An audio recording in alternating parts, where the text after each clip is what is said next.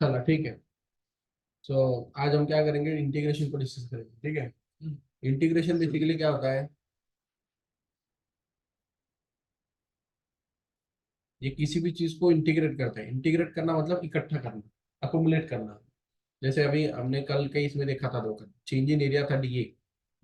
वो डीए को, ये एक छोटा सा एरिया होता है, और अगर मुझे कंप्लीट एरिया चाहिए, हमने उस बड़े एरिया का छोटा सा पार्ट ले लिया है, ठीक है। तो फिर हमें क्या करना पड़ेगा, हमें उसको इंटीग्रेट करना पड़ेगा। तो इंटीग्रेशन क्या करेगा, ये डेरिवेटिव और ये इंटीग्रेशन एक दूसरे के इफेक्ट को नलीफाई कर देंगे, और हमें कंप्लीट एरिया मिलेगा, ठीक है। तो डेरिवेटिव इंटीग्रेशन एक दूसरे के एग्जैक्ट ऑपोजिट फंक्शन होते हैं। क्या होते हैं? Opposite function. कौन कौन? Differentiation and integration. इसलिए 4 पाई स्क्वायर लिखा था। हाँ, ठीक है। तो एक दूसरे का ऑपोजिट फंक्शन होने की वजह से एक दूसरे को कैंसिल कर देते हैं और आपको डायरेक्ट आंसर मिल जाता है। फिर यहाँ पे देखो, क्वेश्चन नंबर, अभी देखो इसमें फार्मूलाज रहते हैं, तो हमें वो फार्मूलाज लर्न करने पड़ते हैं। तो क्या क्या फार्मूलाज है हमारे पास? तो इंटीग्रेशन बेसिकली यूज होगा कोई भी चीज को इंक्रीज करने के लिए या कंप्लीट करने के लिए। हमने डेरिवेटिव यूज किया होता है एक सैंपल लेके। जैसे कोई, अगर हमारे पास बहुत बड़ा एरिया है तो हमने उसका एक छोटा सा सैंपल लिया, तो उसको डेरिवेटिव बोलते हैं। और छोटे सैंपल को जो भी प्रॉपर्टीज रहेगी, वो छोटे सैंपल की जो भी प्रॉपर्टीज है, वो सारी प्रॉपर्टीज को अगर मुझे कंप्लीट एरिया को लगाना है, तो मैं उसको इंटीग्रेट करता हूँ, तो एरिया इंटीग्रेशन कैंसिल होकर कंप्लीट एरिया मिलेगा, ठीक है। तो अगर हमने एक सैंपल लिया है, उसको कंप्लीट एरिया को या कंप्लीट कोई भी चीज को अप्लाई करना होगा, तो हम उसके लिए इंटीग्रेशन यूज करते हैं, ठीक है। इंटीग्रेशन को हम लिमिट लिमिट में भी यूज कर सकते हैं। जैसे कि एक एरिया है हमारे पास इतना, एक स्केल है समझो, इस पे रीडिंग लिखा है ऐसे कुछ तो भी 1 2 3 4, 1 2 3 4 5 6 लाइक दैट, ये ऐसे बेल्ट है, ठीक है। तो मैं ऐसे बोल सकता हूँ कि इंटीग्रेट करो, एक छोटा सा पार्ट है मेरे पास इंटीग्रेशन का, ये ऐसे छोटा सा एरिया डीए। लेकिन मैं बोल सकता हूँ कि ये प्रॉपर्टी सिर्फ 2 से लेके 4 तक अप्लाई होती है, उससे आगे अप्लाई नहीं होती। तो मुझे सिर्फ इसको इंटीग्रेशन लगाना है। तो इसके लिए मैं डेफिनेट इंटीग्रेशन का यूज करता हूँ, 2 से लेके 4 तक डी ए। मतलब उसका इंटीग्रेशन लो, लेकिन उसको लिमिट लगा दो। तो इससे क्या हो जाएगा, हमें पर्टिकुलर एरिया में इंटीग्रेट करके मिलेगा, बाकी जगह पे नहीं मिलेगा, ठीक है। तो इंटीग्रेशन एक पर्टिकुलर इंटरवल में भी काम करता है, इंटरवल में भी काम करता है। दूसरी इंटीग्रेशन की बात होती है, अगर मेरे पास कोई कर्वेचर है, लाइक लाइक ऐसा कर्व है, और अगर मुझे इसका एरिया निकालना है, ये कर्वेचर का, जैसे अभी अगर मैंने पूछा आपको ये एरिया क्या होगा, ये एरिया बताओ। ये एरिया कैसे निकालोगे तुम, क्योंकि वो तो स्ट्रेट लाइन नहीं थी, वो कर्व थी। तो कर्व के अंडर का एरिया निकालने के लिए भी इंटीग्रेशन का यूज किया जाता है। तो इंटीग्रेशन किसके लिए यूज होता है? Integration use for finding area under curve. ये कर्व है, उसके अंडर का जो एरिया आता है, ये उसको निकालने के लिए भी इंटीग्रेशन का यूज किया जाएगा। तो बहुत से एप्लीकेशन है इंटीग्रेशन के, सो मेनी एप्लीकेशन। उसमें से कुछ कुछ एप्लीकेशन है, जैसे किसी कर्व के अंदर का एरिया निकालना, इंटीग्रेट करना मतलब एक्यूमुलेट करना, ऐसी सारी चीज। तो बेसिकली इंटीग्रेशन क्या करेगा, पता चल गया होगा तुम, वो छोटी चीज को बड़ी बना के देगा, है ना। तो इसके कैलकुलेशन लंबे लंबे होते चलेंगे, डेरिवेटिव के कैलकुलेशन छोटे छोटे होते चलते थे। डेरिवेटिव छोटा करके देता है, इंटीग्रेशन बड़ा करके देता है। तो कैलकुलेशन में बहुत बेसिक डिफरेंस है इसमें। तो हमें कैलकुलेशन छोटा करना आसान लगता है और बड़ा करना थोड़ा डिफिकल्ट हो जाता है, तो एडजस्टमेंट करना पड़ता है। तो इंटीग्रेशन के पहले फॉर्मूले लर्न करना पड़ेगा आपको। तो इंटीग्रेशन में देखो, इनडेफिनाइट इंटीग्रेशन का हम अभी पढ़ाई कर रहे हैं, किसका? इनडेफिनाइट इसलिए क्योंकि डेफिनेट हम बाद में पढ़ेंगे। इनडेफिनेट और डेफिनेट में क्या फर्क होता है?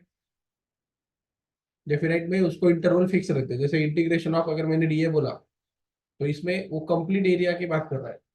और अगर मैंने इंटीग्रेशन ऑफ 2 to 4 बोला, तो ये उस 2 और 4 की बात कर रहा है, सिर्फ 2 से लेके 4 तक, बाकी एरिया से उसे कोई लेना देना नहीं है। तो अगर हम उसको एक पर्टिकुलर इंटरवल दे दें, तो ये डेफिनेट इंटीग्रेशन हो जाता है। और इंटरवल ना दे, तो इनडेफिनाइट इंटीग्रेशन। आपने डिफाइन किया, यहाँ पे डिफाइन नहीं किया, इंटरवल डिफाइन किया ना, हाँ यहाँ पे नहीं डिफाइन किया ना, तो इसलिए इनडिफिनाइट बोलते हैं, और इधर इंटरवल डिफाइन किए इसलिए डेफिनाइट बोलते हैं। ऑनलाइन समझ में आया क्या? यस। तो फिर अभी देखो इंटीग्रेशन के कुछ रूल्स और कुछ फार्मूलाज रहते हैं। तो इसमें सबसे पहला जो बेसिक सा फॉर्मूला है वो बता देता हूँ।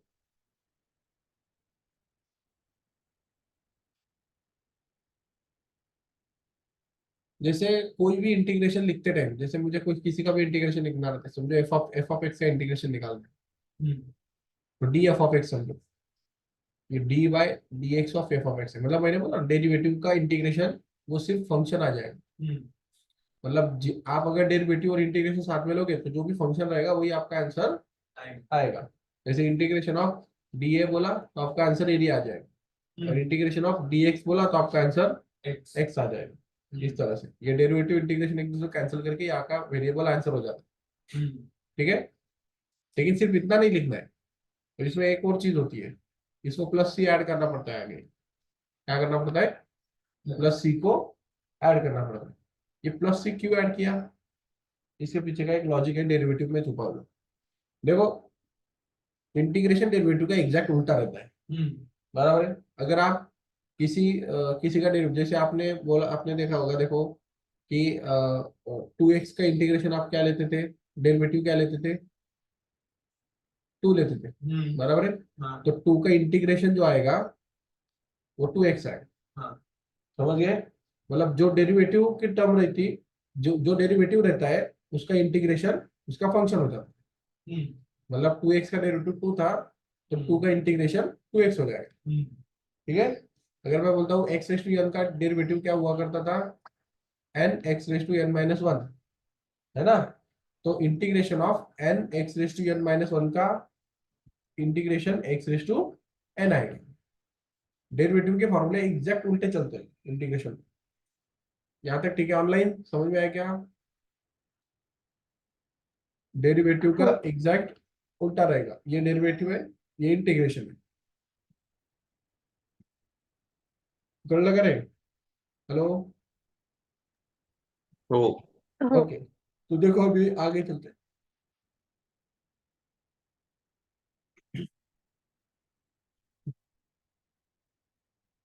तो इंटीग्रेशन में क्या होता है, अगर हम integration of D of x ले लेते हैं, तो इसका इंटीग्रेशन क्या आ जाता है, डेरिवेटिव डेरिवेटिव कैंसिल एक्स आ जाता है, बराबर है। तो सिर्फ एक्स नहीं लिखते इसको, इसके आगे सी लिखा जाता है। अब ये सी क्यों लिखते हैं? ये सी का मतलब होता है कोई भी कांस्टेंट टर्म। क्या? Constant term. कांस्टेंट का मतलब होता है जिसकी वैल्यू कभी चेंज नहीं होगी। फॉर एग्जांपल 2, 3, 7, 9, 8, ये ऐसे नंबर्स जो दुनिया में हर जगह पे 2 का मतलब 2 ही होता है। अगर मैं एक्स बोलूँ तो कंडीशन के हिसाब से एक्स की वैल्यू क्या हो जाती, चेंज हो जाती है, इसलिए उसको वेरिएबल बोलते हैं, इसको कांस्टेंट बोलते हैं। तो ये सी कोई तो भी कांस्टेंट होगा, अब कौन सा कांस्टेंट होगा वो नहीं पता, लेकिन कांस्टेंट होगा। और वो क्यों लेना पड़ता है, उसके पीछे का लॉजिक डेरिवेटिव में आता है। अगर मैं किसी भी ऐसी चीज का डेरिवेटिव लेता हूँ, समझो D by d x of 2x+3, तो मुझे बताओ इसका डेरिवेटिव क्या आएगा।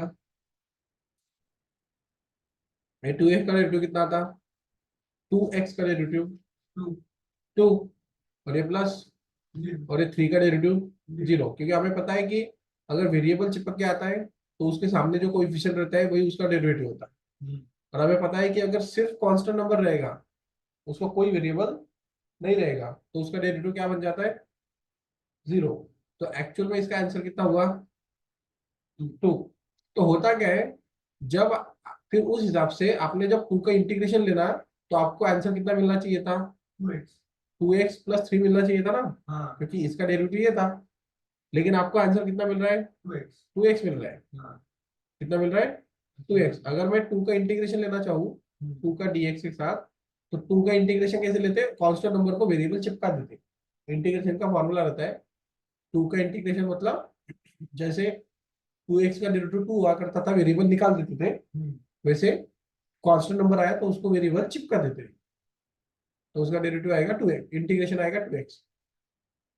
ये समझा ना?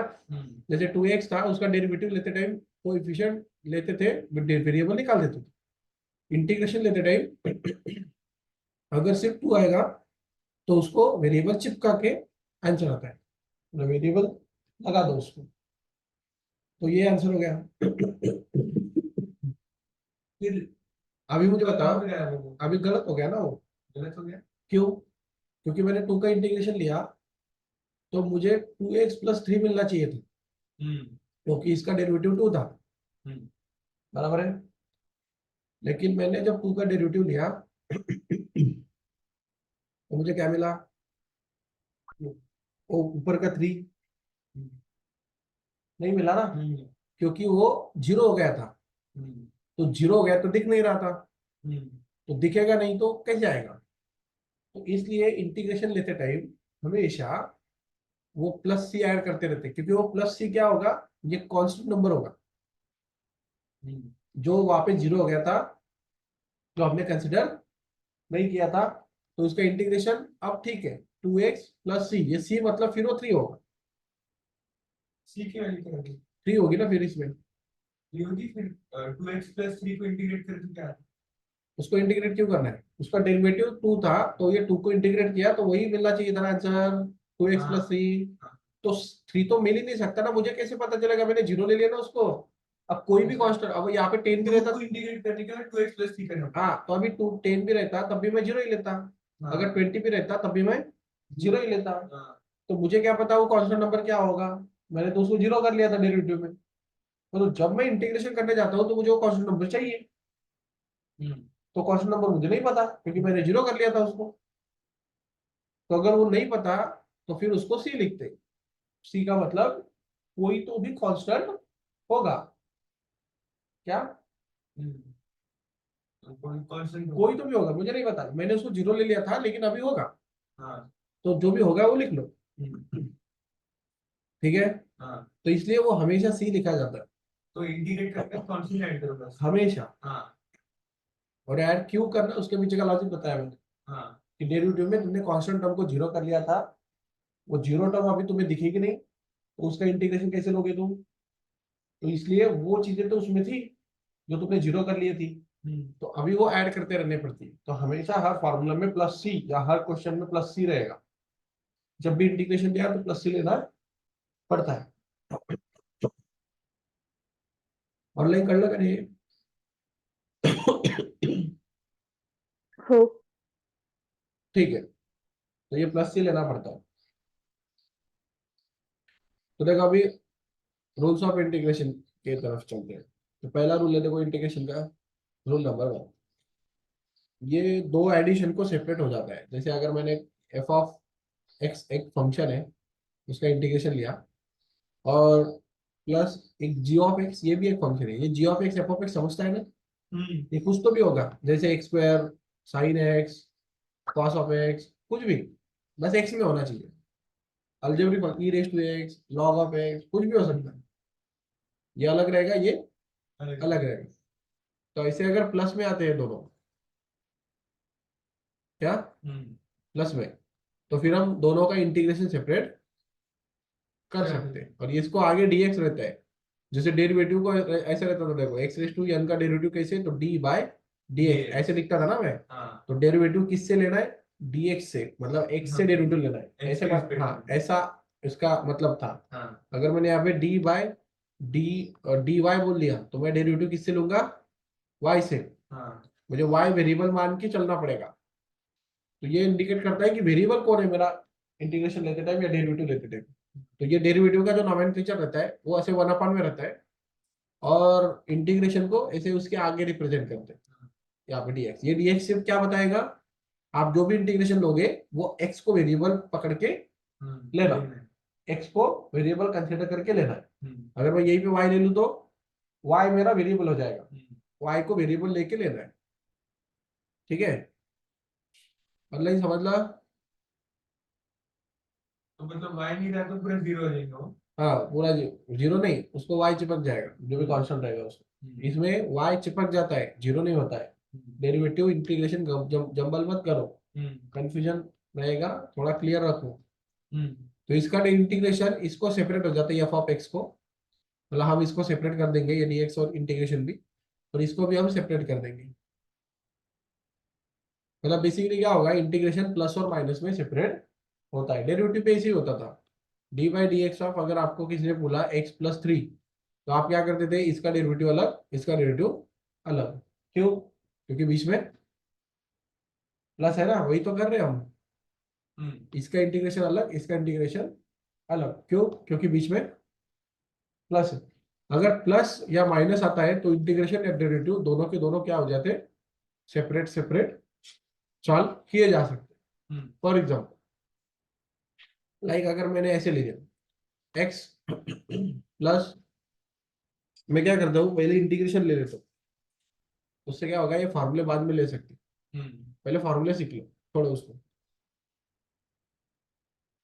पहला फॉर्मूला देखो, integration of x raise to N dx। Integration of x raise to N dx का फॉर्मूला क्या होगा? हाँ, तो डेरिवेटिव में क्या होता है, एक्स रेस टू एन का formula N x raise to N minus 1, ये डेरिवेटिव का था। तो डेरिवेटिव का भी यूज नहीं करना है। अगर ऐसे ही रहता है जिसमें variable variable raise to constant number होता है, एन का मतलब कांस्टेंट नंबर, एक्स मतलब वेरिएबल, एक्स मतलब वेरिएबल, एन का मतलब कांस्टेंट नंबर,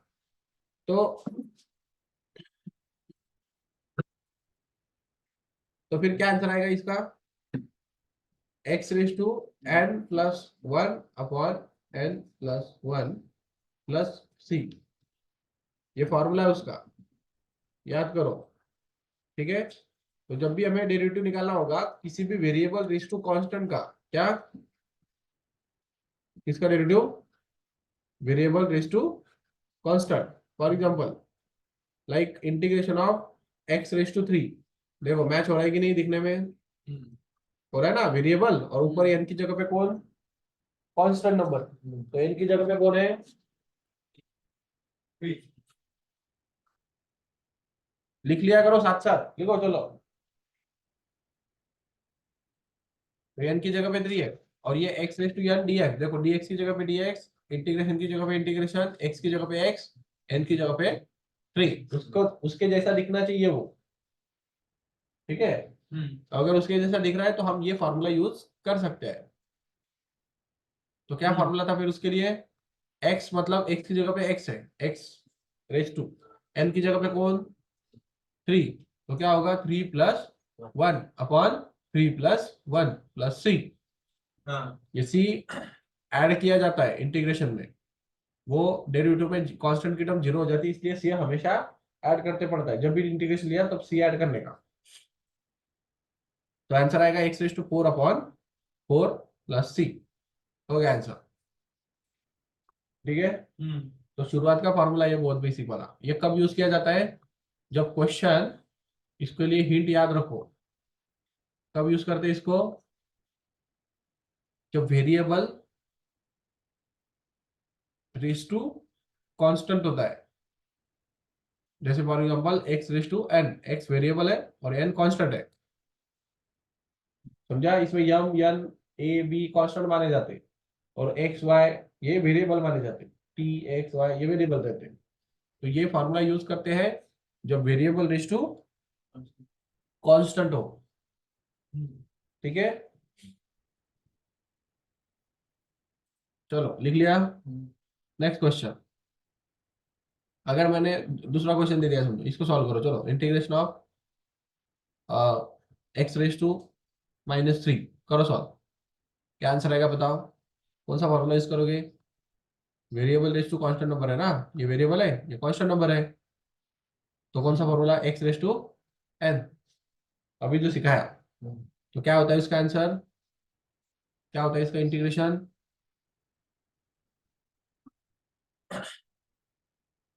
फॉर्मूला कौन सा यूज करोगे, X raise to N use करने का।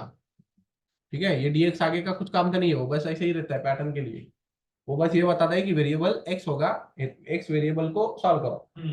तो हमारे इक्वेशन में x ही है, दूसरा y है क्या कोई, उसका कोई टेंशन नहीं है। तो x रेस टू n का फॉर्मूला रहता है x raise to n plus 1 upon n plus 1, तो करो इसको solve, x raise to -3 plus 1 upon -3 plus 1, n की जगह पे -3 है और प्लस सी, ठीक है। तो क्या आएगा, x⁻² अपॉन -2 प्लस सी। अब ये माइनस जो रहता है वो Common न्यूमरेटर डिनोमिनेटर किसी का भी रहो तो डायरेक्टली कॉमन निकल सकता है, x⁻² अपॉन 2 प्लस सी। वो x से तो माइनस टू नीचे भी ले सकते इसको नीचे भी ले सकते, हाँ। जरूरत होगा तो लो, नहीं तो नहीं सकते। हाँ समझ गया, एक क्वेश्चन लेने की जरूरत है क्या? नहीं ठीक है ठीक है, चलो नेक्स्ट। इसमें एक और चीज है, कोई भी इंटीग्रेशन में कांस्टेंट नंबर हमेशा इंटीग्रेशन के क्या रहते हैं, बाहर रहते हैं। हाँ जैसे अगर मैंने बोला 3x⁻⁹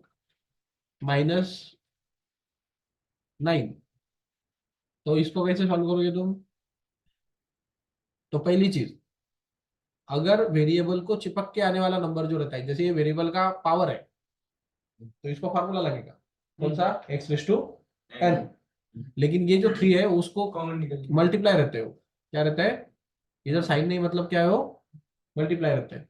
और मल्टीप्लाई को अगर अगर किसी वेरिएबल को मल्टीप्लाई रहता है तो वो इंटीग्रेशन के डायरेक्टली क्या कर दो, बाहर निकल जाते हो। कांस्टेंट नंबर हमेशा इंटीग्रेशन के बाहर आ जाते हैं अगर किसी वेरिएबल को मल्टीप्लाई होंगे तो, नहीं तो नहीं, ठीक है। और फिर इसका इंटीग्रेशन निकालो, चलो निकालो, क्या आएगा इसका इंटीग्रेशन। इंटीग्रेशन सॉल्व करने के बाद इंटीग्रेशन का फॉर्मूला नहीं देते, ठीक है, और ये इंटू रहता है, x⁻⁹ plus 1 divided by x⁻⁹ plus 1 और ये प्लस c। तो अभी ये 3 into x⁻⁸ divided by x क्यों दिया आपने y माइनस नहीं प्लस हाँ खाली हाँ x की x मत लिखो खाली हाँ नीचे -9 प्लस 1, हाँ तो यहाँ पे आएगा -8 प्लस 6। तो ये 3 उसको चिपक जाएगा, तो ज्यादा से ज्यादा आंसर क्या बनेगा, 3x⁻⁸ डिवाइड बाय -8 प्लस 6, ठीक है। अब कोई डाउट इसमें? तो इसमें एक चीज आपको सीखने को मिली, कौन सी, अगर किसी वेरिएबल को नंबर चिपक के आता है कोएफिशिएंट बन के, इसको कोएफिशिएंट बोलते हैं, क्या बोलते हैं इसको, कोएफिशिएंट। कोएफिशिएंट बन के आता है तो कोएफिशिएंट डायरेक्टली हम डेरिवेटिव के क्या ले सकते हैं, बाहर ले सकते हैं, इंटीग्रेशन के बाहर ले सकते हैं, तो कोएफिशिएंट को अंदर सॉल्व नहीं करेगा, ठीक है। हाँ, तो ये हो गया पहला फॉर्मूला सॉल्व। देखो दूसरा फॉर्मूला देखते हैं, formula number 2, integration of 1/x dx। देखो मुझे बताओ 1/x किसका डेरिवेटिव आता था, ये बिल्कुल डेरिवेटिव का उल्टा रहता है, log x का डेरिवेटिव। अगर आपने डेरिवेटिव देखा तो डेरिवेटिव में क्या हो गया,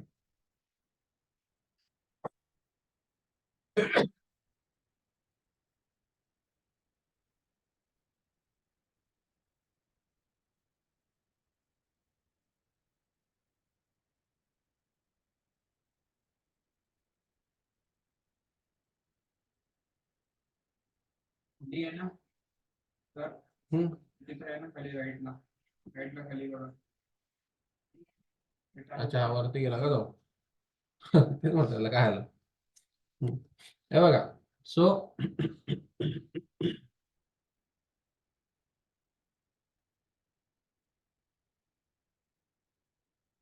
अगर आप डेरिवेटिव लेते हो तो derivative of d by d x of log of x क्या हुआ करता था, 1/x। लॉग एक्स का डेरिवेटिव क्या आता है, 1/x। डेरिवेटिव हमने लर्न कर चुके हैं, तो अगर log x का डेरिवेटिव 1/x होगा तो 1/x का इंटीग्रेशन log x होना चाहिए, समझा, एकदम उल्टा रहता है एग्जैक्ट। तो 1/x का इंटीग्रेशन log ऑफ x होना चाहिए, ठीक है। मॉड आता है लेकिन हाँ मॉड आ सकता है, मॉड नहीं भी लिया तो भी चलता है, ठीक है। प्लस मतलब x हमेशा प्लस होना चाहिए, मॉड का मतलब क्या होता है, x की वैल्यू हमेशा प्लस होनी चाहिए, x की वैल्यू कभी माइनस नहीं आनी चाहिए, मतलब ये नीचे का x कभी माइनस नहीं रहेगा, वो हमेशा प्लस रहेगा, ठीक है, ऐसा मतलब है उसका। तो मॉड आप ना भी लो तो भी चलेगा।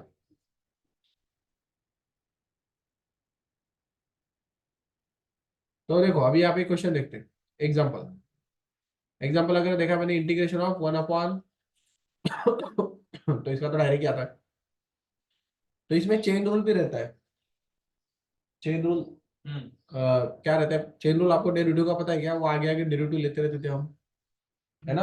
वैसे इसमें भी नीचे नीचे डेरिवेटिव लेते रहना होता है। डेरिवेटिव निकालना पड़ता है चेन रूल में, लेकिन नीचे लेना पड़ता है। जैसे फॉर एग्जाम्पल देखो, अगर मैंने यहाँ पे 2x ले लिया, तो पहले 2x का डेरिवेटिव, ठीक है, इंटीग्रेशन। तो सबसे पहले x की जगह पे आपने क्या लिया है? कंपैरिजन करो, x की जगह पे क्या लिया आपने? तो ये, हाँ, तो ये 2x जो है ये आ गया x की जगह पे। तो ये फॉर्मूला में x की जगह पे वही डील करेगा। x की जगह पे क्या आएगा? 2x। हाँ, 2x आते रहेगा। तो इंटीग्रेशन क्या आएगा बताओ? लॉग ऑफ 2x मॉड में 2x प्लस 2x, अरे वो इंटीग्रेशन ऑफ प्लस c। अब देखो सिर्फ 2x नहीं रहता है, ये c को रहने दो फिलहाल के लिए। अब आपने x की जगह पे क्या लिया? 2x लिया ना, जो कि x होना चाहिए था सिर्फ। तो उसका आपको मल्टीप्लाई में 1 अपॉन डेरिवेटिव निकालना पड़ता है, d by d x of 2x निकालना पड़ता है। लेकिन 1 अपॉन में जो चेन रूल हम आगे लेते थे, डायरेक्टली मल्टीप्लाई कर लेते थे, वही इंटीग्रेशन में 1 अपॉन में लेना पड़ता है डेरिवेटिव। डेरिवेटिव इंटीग्रेशन नहीं। और ऐसा क्यों करना पड़ा मुझे? क्योंकि मैंने x की जगह पे 2x लिया था। मैंने अज्यूम कर लिया कि ये फॉर्मूला उसको बैठेगा, और बैठने के लिए मुझे क्या अज्यूम करना पड़ेगा? ये फॉर्मूले में क्या था इधर, और हमने क्या अज्यूम कर लिया उसको, है ना? x की जगह पे हमने क्या अज्यूम कर लिया? 2x। तो हमने फॉर्मूले की तरह उसको ट्रीट तो कर लिया, x की जगह पे क्या डाल दिया? 2x डाल दिया। तो log ऑफ x आता है तो log ऑफ 2x हो गया। लेकिन वो जो 2x तुमने लिया वो x था क्या? तो उसका डेरिवेटिव डिनोमिनेटर में लेना पड़ता है 1 अपॉन में, समझा? तब जाके वो बराबर आएगा। और फिर प्लस c। तो इसको सॉल्व करो, देखो ये क्या आता है, इसको बोलते हैं चेन रूल। क्या बोलते हैं? हाँ, तो ये 2x वैसे क्या वैसे, इसको कुछ नहीं करेंगे अभी, इंटू 1 अपॉन ये 2x का डेरिवेटिव क्या आता है? 2। देखो डेरिवेटिव में हमने सीखा है कि वेरिएबल को चिपक के आने वाला नंबर उसका डायरेक्ट आंसर होता है। तो डेरिवेटिव का आंसर आएगा 2 और ये प्लस c। तो आपका टोटल आंसर हो गया log of 2x divide by 2। ये 1 इंटू से भी रहेगा ना, 1 को आप किससे भी मल्टीप्लाई करो आंसर वही आएगा। तो log of mod 2x divided by 2 plus c। ठीक है, डेरिवेटिव की प्रिपरेशन करके आओ ठीक से, क्योंकि इसमें बहुत बार डेरिवेटिव यूज होता है। तो बहुत आसान था। देखो मैंने क्या किया, 1 अपॉन x डी एक्स का इंटीग्रेशन log ऑफ x होता है। और ये कैसे पता चला? क्योंकि log x का डेरिवेटिव 1 अपॉन x हुआ करता था। log x का डेरिवेटिव 1 अपॉन x था, तो 1 अपॉन x का इंटीग्रेशन log x रहेगा। ठीक है, तो हमें पता है फॉर्मूला। तो मुझे जब क्वेश्चन दिखा ऐसे, integration of 1 upon 2x dx, तो मुझे ये देख के लगता है कि ये 1 अपॉन x की तरह है कि नहीं? बस x की जगह पे क्या लिखा है? 2x लिखा है। तो कोई प्रॉब्लम नहीं, उसको x की जगह पे 2x एज्यूम कर लो। मान लो कि वो x ही है, और उसको x की तरह बिहेव करो। तो इसका x होता है तो क्या फॉर्मूला आता है? log ऑफ x आता है। तो इसकी तरह log ऑफ 2x आएगा। लेकिन वो जो x की जगह पे तुमने एज्यूम किया था, क्या एज्यूम किया था? 2x को एज्यूम किया था, उसका डेरिवेटिव नीचे लेना पड़ता है फिर। तो 1 अपॉन में डेरिवेटिव निकालो D by d x of किसका? 2x का। 2x का डेरिवेटिव क्या आता है? 2। तो ये 2, ये 1 इसको मल्टीप्लाई होके वही रहेगा, और ये 2 उसके नीचे आ जाएगा। तो ये प्लस सी सी क्यू ऐड करते वो मैंने शुरुआत में बताया लेक्चर के। लेकिन जब भी इंटीग्रेशन लो तो सी ऐड कर ले। लेक्चर देख लो एक बार, वो सी ऐड कर कैसे क्यों करने का उसका लॉजिक आपको मिल जाएगा। ठीक है, तो ये चेन रूल ऐसे काम करेगा। चेन रूल इस तरह से काम करता है इसमें 1 अपॉन में। वो डायरेक्टली आगे आगे नहीं, डेरिवेटिव में कैसा रहता था? मल्टीप्लाई मल्टीप्लाई करके चलते थे। इधर 1 अपॉन में डेरिवेटिव लेके चलते, भले ही चैप्टर इंटीग्रेशन हो, लेकिन हम चेन रूल लगाते टाइम डेरिवेटिव लेंगे। ठीक है, समझ रहा है क्या? ऑनलाइन ऑनलाइन हो. e raise to X dx याचं इंटिग्रेशन घ्यायचं. आता तुम्ही बघा डेरिव्हेटिव्ह मध्ये डेरिवेटिव में क्या था, d by d x of e raise to x का फॉर्मूला क्या था, e raise to x h, e raise to x का derivative e raise to x ही आता है, exponential function raise to x का derivative e raise to x ही आता है। तो वैसे इंटीग्रेशन में भी रहता है, अगर इसका डेरिवेटिव यही आता है तो इसका इंटीग्रेशन भी वही आएगा ना, उल्टा रहता है ना उसका। तो ई रेस टू एक्स का इंटीग्रेशन भी ई रेस टू एक्स ही होता है, समझ गए। हाँ हाँ, तो इसमें भी हम वो कुछ भी क्वेश्चंस बना सकते हैं। फॉर एग्जांपल अगर मैं एक एग्जांपल ले लूं, तो अगर मैंने चेन रूल के हिसाब से लेता हूँ, हाँ, ई रेस टू, यहाँ पे मैं क्या ले लेता हूँ, एक्स क्यूब, लाइक नहीं एक्स क्यूब, तो ये आपके किसकी जगह पे आ गया है, एक्स की जगह पे। तो हम ई रेस टू एक्स की तरह ही उसको सॉल्व करेंगे, लेकिन वो एक्स क्यूब को बाद में सॉल्व कर लेंगे, समझा। तो हमने क्या एज्यूम किया यहाँ पे, एक्स की जगह पे क्या एज्यूम कर लेंगे हम, एक्स क्यूब को एज्यूम कर लेंगे। मान लो कि एक्स की जगह पे एक्स क्यूब है, तो किस तरह सॉल्व होना चाहिए वो, आगे क्या लिखो, ई रेस टू एक्स क्यूब भी लिखना पड़ेगा ना। लेकिन आपने ये एक्स की जगह पे एक्स क्यूब तो लिख लिया, लेकिन उसका क्या लिखना पड़ता है फिर नीचे, डेरिवेटिव क्या लेना पड़ता है, एक्स क्यूब का, समझ गए। और फिर प्लस सी डालो, तो फिर इसका आंसर आएगा e raise to x cube into 1/3 x raise to 3 minus 1। ये डेरिवेटिव रहता है d by d x of x raise to n, ये एक्स रेस टू एन की तरह है, एक्स और उसकी पावर एन कांस्टेंट। इसका डेरिवेटिव रहता है n x raise to N minus 1, ये नंबर आगे एक्स रेस टू ये नंबर में से 1 माइनस, तो ये क्या, इसका डेरिवेटिव क्या आएगा, डी बाई डी एक्स का एक्स क्यूब का 3 एक्स रेस टू 3 माइनस 1, बराबर है ना। तो उसका डेरिवेटिव कितना आएगा, 3 एक्स रेस टू 2, तो इधर डाल दो। तो फिर हमारा आंसर हो गया ये plus C, E raise to x cube ये वो पहले का था, और उसको डिवाइडेड बाई, ये मल्टीप्लाई रहता है तो 1 से कोई फर्क नहीं पड़ता मल्टीप्लाई करके, तो ये 3 एक्स रेस टू 2 आएगा और ये प्लस सी, समझ गए। हाँ, तो अगर ई रेस टू एक्स रहता है तो उसका इंटीग्रेशन भी ई रेस टू एक्स ही आता है। अगर एक्स की जगह पे दूसरा कोई वेरिएबल आता है तो हम उसको चेन रूल से सॉल्व कर लेते हैं, ठीक है। चेन रूल लेने टाइम वही जो आपने एक्स की जगह पे एज्यूम किया था उसी का नीचे क्या लेने का, डेरिवेटिव लेने का। वो डेरिवेटिव किस फॉर्मूले से निकाला, एक्स रेस टू एन, ठीक है।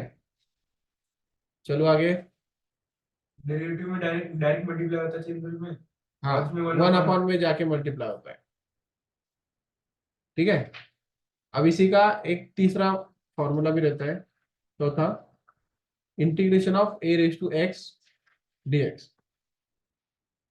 देखो integration of a raise to x dx का इंटीग्रेशन रहता है a raise to x upon log of a plus C,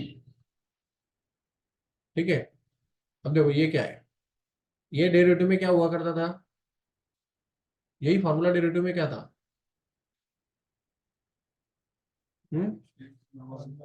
derivative of d by d x of a raise to x का integration क्या, derivative क्या आता था, a raise to x log of a, ये derivative हुआ करता था उसका।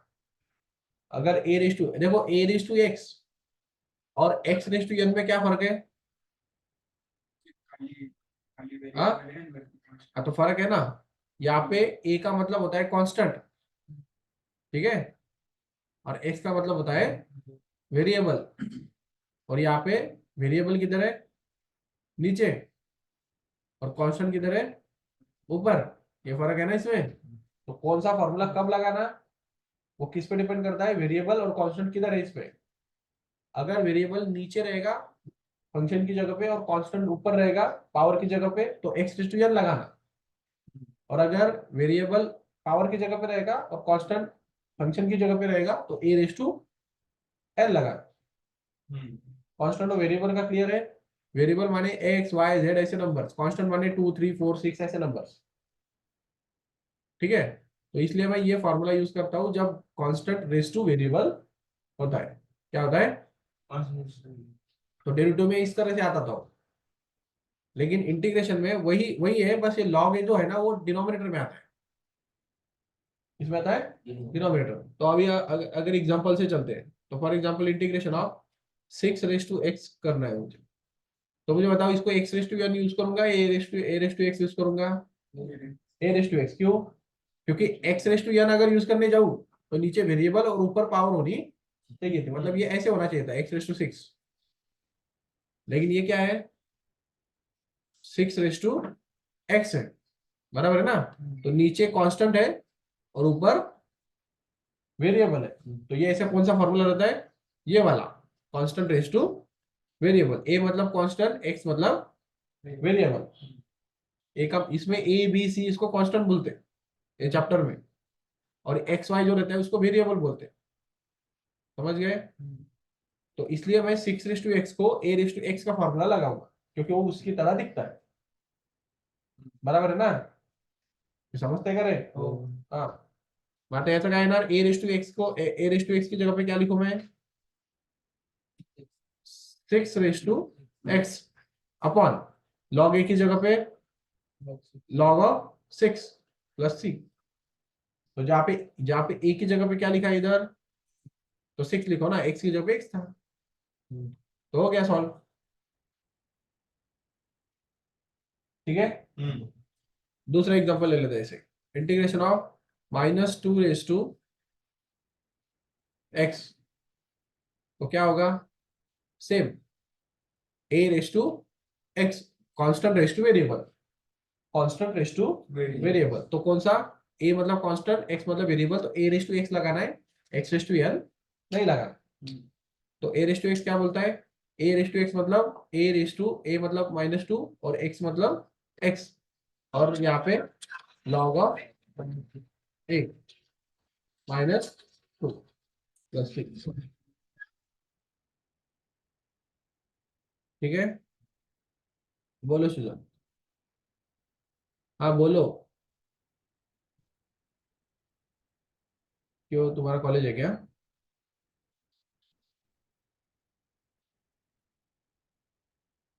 ठीक है।